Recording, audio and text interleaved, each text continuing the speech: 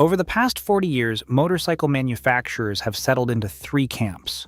Some stick with chains almost religiously. Others switched to belts and never looked back. And a small group, mostly big adventure bikes and luxury tourers, chose shaft drives and accepted the consequences. But here is what most riders do not realize. This is not about one system being superior. It is about trade-offs.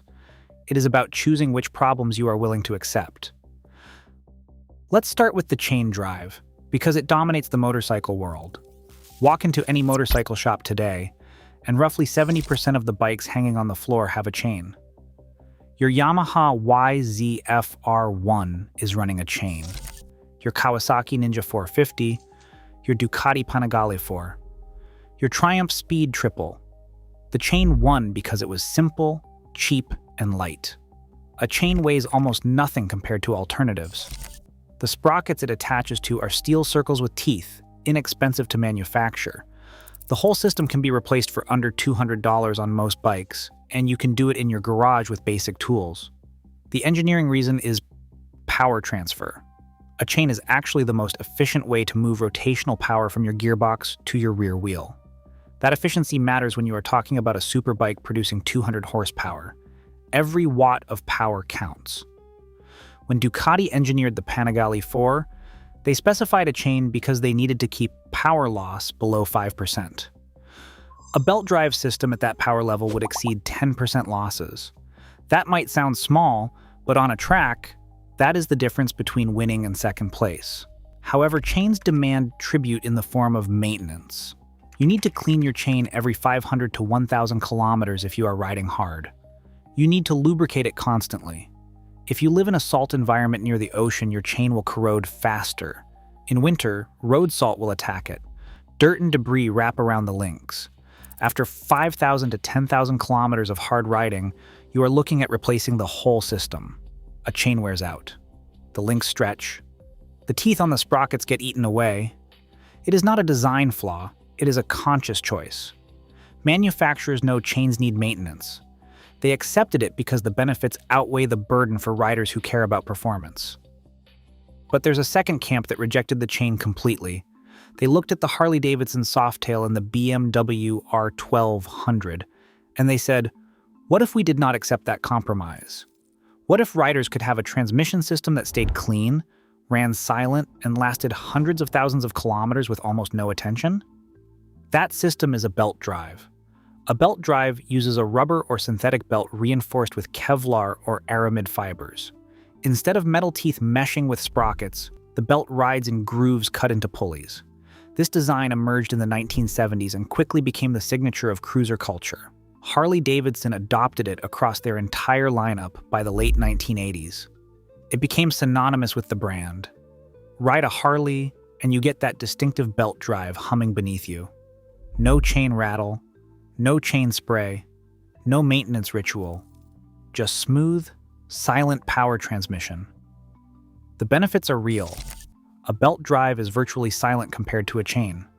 The belt itself is enclosed, so dirt and road grime cannot wear it down as quickly. A belt on a Harley can last 100,000 kilometers or more without replacement. Compare that to a chain which might need replacing every 8,000 to 15,000 kilometers on a sports bike. Harley owners brag about this. They tell chain drive riders about the freedom of not worrying about maintenance. And for their use case, cruising at highway speeds on well-maintained roads, they are right. But here's where the engineering trade-off gets interesting. A belt drive is noticeably less efficient than a chain. Where a chain transfers 95% of engine power directly to the wheel, a belt drive typically transfers 85 to 90%. That loss comes from friction in the belt and pulleys. It also comes from the fact that belts can slip slightly under extreme torque. For most riders, this loss is invisible. A cruiser producing 65 horsepower does not feel any different with 5% power loss. But on a high-performance machine, that loss becomes noticeable. Efficiency matters on a sport bike. That is why no modern sport bike uses a belt drive. You will never see a Kawasaki Ninja or a KTM in a belt configuration. The moment you push a bike hard on a track in aggressive acceleration, you need every watt your engine produces.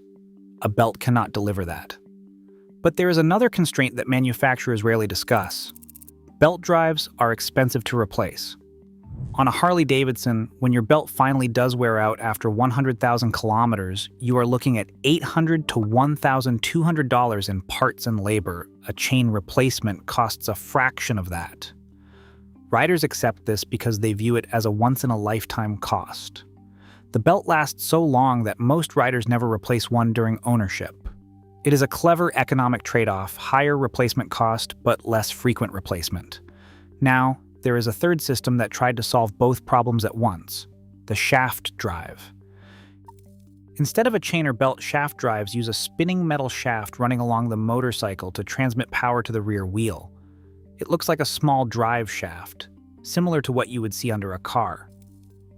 BMW popularized shaft drives on motorcycles starting in the 1925 with the R32. Decades later, they refined the concept. You will find shaft drives today on the BMW WR1200, the Harley Trike, the Honda Goldwing, and some adventure bikes like the BMW R1300 GS. A shaft drive is the ultimate maintenance-free system. You never adjust it, you never lubricate it, and you never replace it during the life of the motorcycle.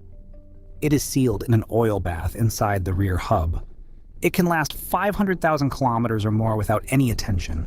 No chain cleaning, no belt inspection, no sprocket wear. This is genuinely appealing to riders who view maintenance as a burden, not a ritual. However, shaft drives bring their own cost. The system is heavier than a chain or belt. All that machinery, the drive shaft, the constant velocity joints, and the differential gearing in the rear hub adds 15 to 20 kilograms to the rear of the motorcycle. That weight hurts handling. It makes the bike harder to turn. It affects weight distribution and ride quality. Riders do not feel it as vibration, but they feel it as a subtle loss of agility. A Honda Goldwing is not supposed to be agile, so this trade-off makes sense. A sport bike with a shaft drive would feel sluggish and heavy. There is also a power loss that is actually more significant than a belt drive. A shaft drive loses about 12 to 15% of engine power to friction in the joints and internal mechanisms. That is why high-performance bikes reject this system entirely. It is simply not appropriate for anything aiming to deliver peak efficiency. Then, there is the cost to build a shaft drive system. The precision required to machine a shaft, the differential gears, and the constant velocity joints all demand higher tolerances and more skilled labor. A motorcycle with a shaft drive costs more upfront than the same bike with a chain. Riders pay that premium in exchange for never thinking about the drivetrain again. So which system is actually winning in the market today? Here's the real answer. All three are winning, but in different categories. Chain drives dominate because they are the default for performance-oriented bikes. 80% of bikes sold worldwide have chains. Sport bikes, naked bikes, middleweight standards, and dual sports. They all run chains because riders in those categories care about power, agility, and value. They do not mind spending 30 minutes every month keeping a chain clean and lubricated. It is part of the ritual of motorcycle ownership. Belt drives thrive in the cruiser and touring segment because those riders care about smoothness, silence, and minimal maintenance. A Harley Softail or a Victory Cross Country owner is not planning high-speed track days. They are cruising at stable highway speeds where the power loss is invisible. The belt drive delivers that experience perfectly. Shaft drives survive in a narrow segment. Heavy tourers and adventure bikes where low maintenance matters more than performance. A rider pushing a 500-kilogram Goldwing across the country would rather never touch a drivetrain than save a few percentage points of power. The weight penalty barely registers when you are carrying 3,000 kilometers of luggage. Now, if you are shopping for your next motorcycle, here is what matters. Be honest about how you ride. If you ride hard, accelerate aggressively, and spend time on track or twisty roads, a chain drive is the only real choice. Modern chains are quiet and relatively clean if you keep them lubricated. The maintenance is minimal compared to 30 years ago. If you ride long distances on highways, care more about quiet operation than peak performance, and want a bike that needs almost zero drivetrain maintenance, look at Belt drives. They genuinely deliver on that promise. If you own a heavy adventure bike or a luxury tourer and plan to ride it for the next 2 decades, a shaft drive starts to make economic sense because you will never pay for a replacement. The scam narrative falls apart when you understand the engineering trade-offs. Each system is optimized for something. Chains sacrifice maintenance for performance. Belts trade a little efficiency for silence and longevity. Shafts trade agility and power for zero attention. There is no villain here. There are only honest engineering choices aligned with different riding philosophies. If you want to stay informed about how motorcycles actually work under the surface, subscribe. We break down the engineering decisions that manufacturers make, and we explain why those decisions matter to your riding experience. Next week, we are comparing V-twin engines against inline-4 and single-cylinder configurations to show you which architecture actually makes a better motorcycle. The final insight is this: your motorcycle's drivetrain is not a limitation. It is a statement about how you plan to ride. Choose the system that matches your commitment level, and you will appreciate the engineering that went into it.